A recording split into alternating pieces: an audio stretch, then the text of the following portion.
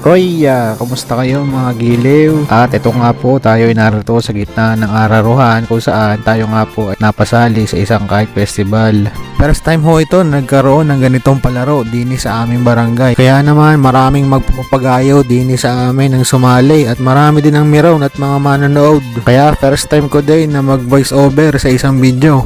Aba, ayos nga oh. Hari nga ho pala ay isa sa programa ng aming Sangguniang Kabataan dini sa aming barangay. Ay kaysa nga naman ho kung saan pa mapunta ang mga kabataan ay di na lang ho at magpapagaya na lang. Kaya kahit tirik na tirik ang araw, maalikabok, mangingitim, ay hiyain na, mahalagi na siyahan. Bata, matanda, may maintenance man o wala, kanya-kanyang pwesto at kanya-kanyang kubla. Ay di pag nagkahalabidan, gaya na rin, ayan, bahala na. Dalawa. Yun, isa pa. Lagot nyo, maliit. Oh, dami, ang dami. Ala, ligaw. Habol!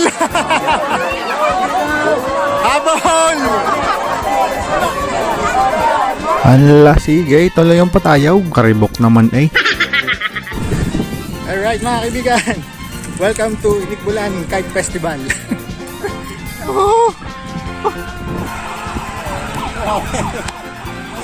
Ala, bahala kayo maghalabidan dyan. Lulusay! Ako, nawala ang hangin.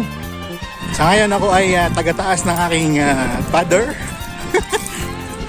At ito, ayan na, nakatalang na ang lahat. Hindi ko lang makita. Ayan na.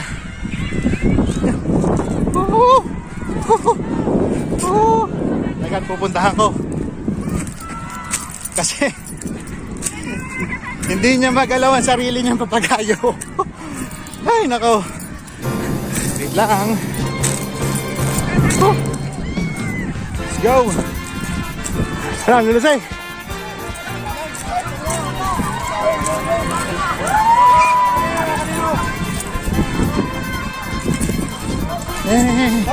Simple nga lang pala ang kriteriya para sa mga mananalo. Kung kaninong papagayo ang pinakamaganda ang yari, pinakamaganda ang tayog, edi yun na. Pero may mga iba-iba pang award. Salamat ho sa sponsor. Sa kahulihan, aba, naka-top 10 nga naman din eh. Congratulations po sa mga nanalo.